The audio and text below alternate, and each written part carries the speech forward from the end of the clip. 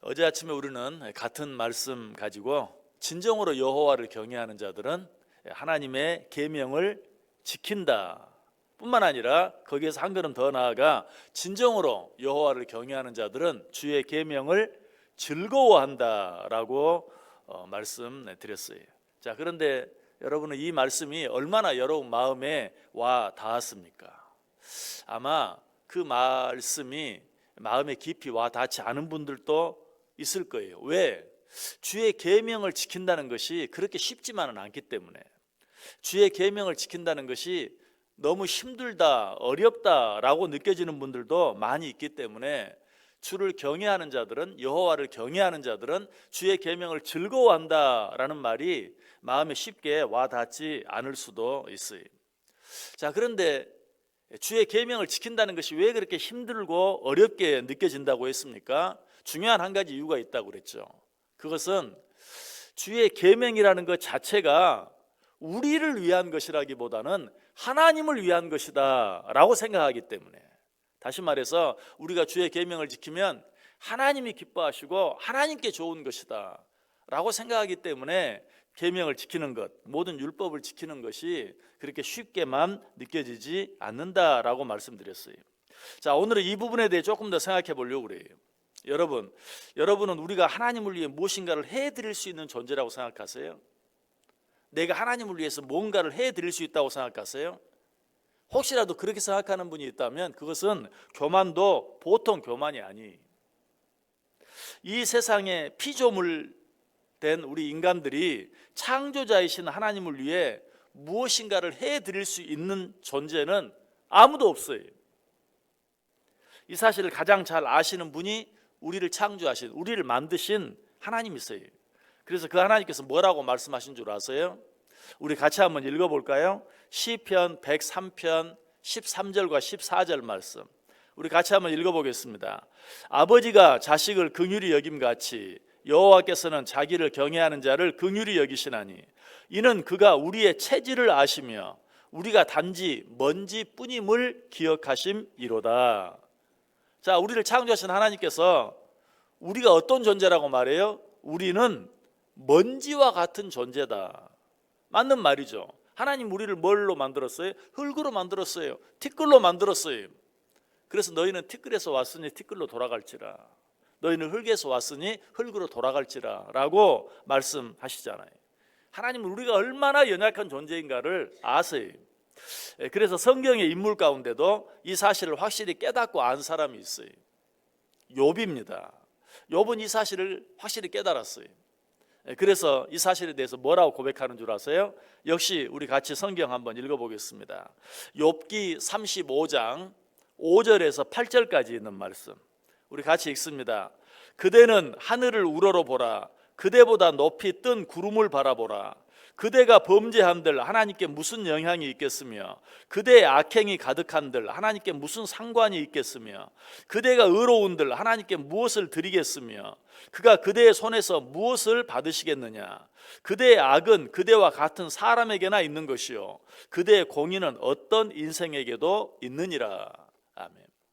여러분, 이 말씀이 무슨 말씀인지 이해가 되십니까? 이 말씀이 무슨 말이냐면, 너희가 무슨 악행을 행한다고 해서 하나님께 무슨 손해가 되겠느냐, 너희가 무슨 의를 행한다고 해서 하나님께 무슨 유익이 되겠느냐, 그런 말이, 우리가 무슨 잘못을 한다고 해서 그것 때문에 하나님 무슨 손해를 보는 것도 아니고, 우리가 무슨 의로운 일을 행했다고 해서 그것이 하나님께 크게 유익이 되는 것도 아니다.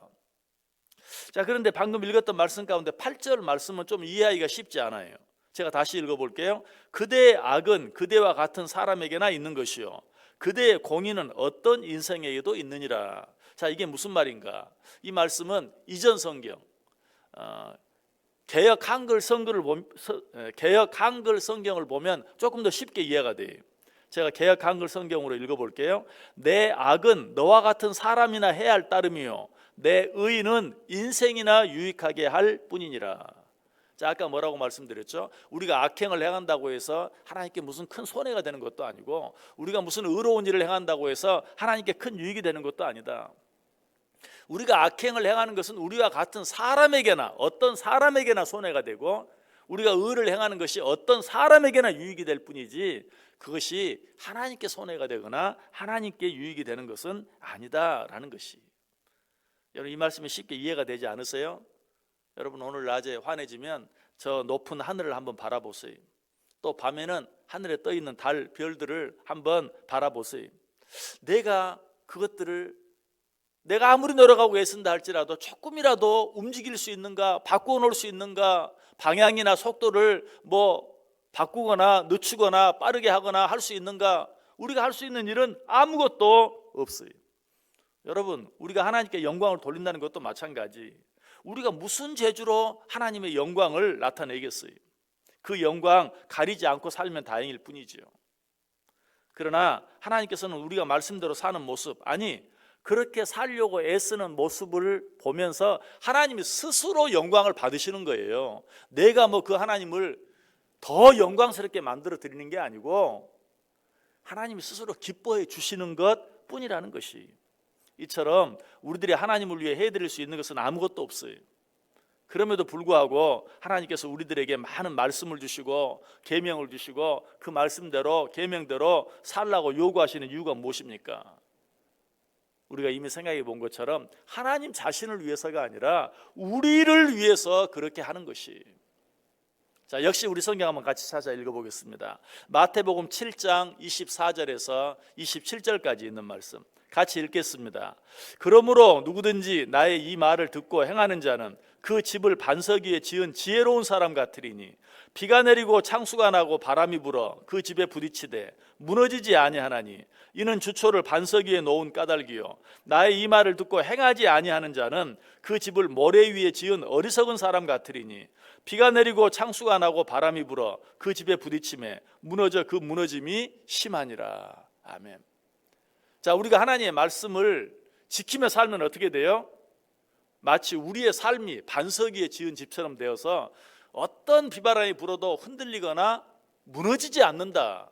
결국 뭐예요? 하나님이 우리에게 주신 말씀은 하나님 자신을 위한 것이 아니라 누구를 위한 것이다? 우리를 위한 것이다. 이 말씀 지키며 살아라. 그러면 내게 유익이 되고 내게 영광이 된다. 그런 의미가 아니라 이 말씀 지키며 살아라. 그러면 네 삶이 어떤 어려운 일들이 있어도 흔들리거나 요동하지 않고 무너지지 않을 것이다. 보다 적극적으로 하나님께서는 내가 너에게 주는 모든 말씀들, 계명들은 너의 행복을 위한 것이다 라고 말씀하고 있어요.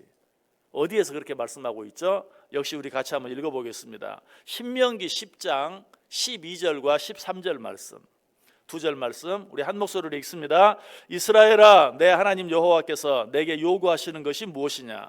곧 내 하나님 여호와를 경외하여 그의 모든 도를 행하고 그를 사랑하며 마음을 다하고 뜻을 다하여 내 하나님 여호와를 섬기고 내가 오늘 내 행복을 위하여 내게 명하는 여호와의 명령과 규례를 지킬 것이 아니냐.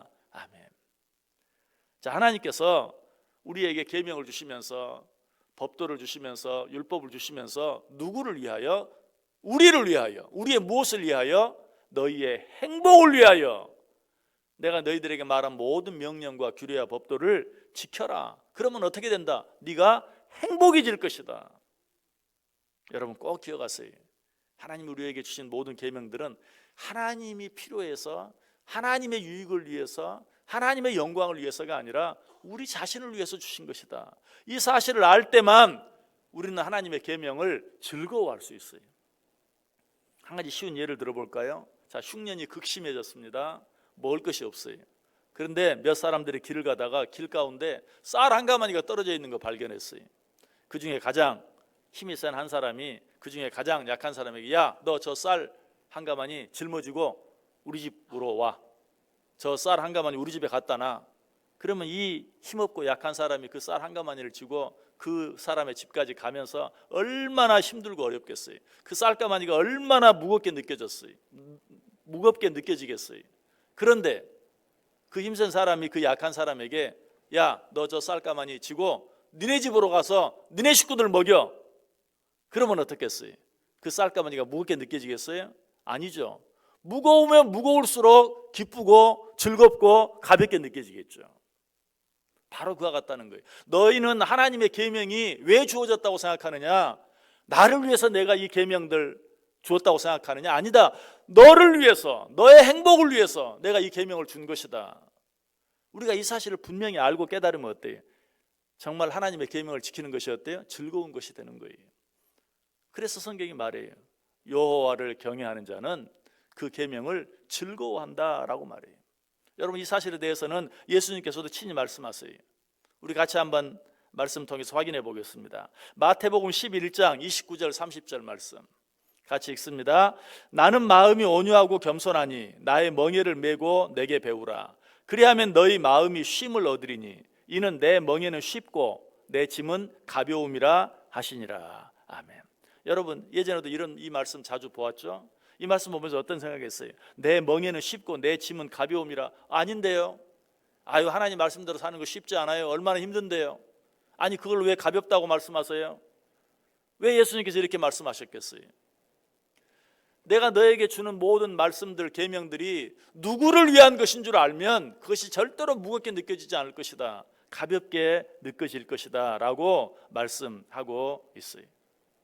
여러분, 하나님의 모든 말씀은, 하나님의 모든 계명은 하나님을 위한 것이 아니라 우리를 위한 것이, 이 사실을 알면 우리는 그것이 가볍게 느껴질 뿐만 아니라 그것을 오히려 더 적극적으로 즐거워하게 돼요. 어제 아침에도 말씀을 드렸어요. 하나님의 계명을 지키면 하나님께서 그 계명을 지키는 자들에게 축복을 주신다는 것보다도 하나님의 계명을 지키는 것 자체가 은혜가 되고 축복이 되는 것이, 마치 우리가 길에 나가서 운전을 할 때 교통법규를 지키면 그것이 내 생명을 보존해 주는 것과 같이 하나님의 계명도 마찬가지다.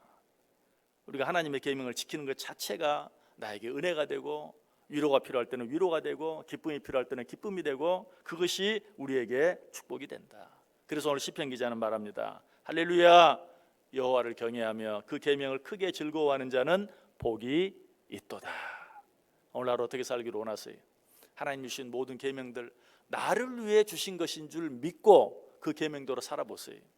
그렇게 하기만 하면 그 계명대로 사는 삶 자체가 기쁘고 즐거운 삶이 되고 축복이 되고, 그것이 나를 지키고 그것이 나를 보호하고 그것이 내 힘이 되고, 그로 말미암아서 우리의 삶 전체가 어떤 삶이 된다?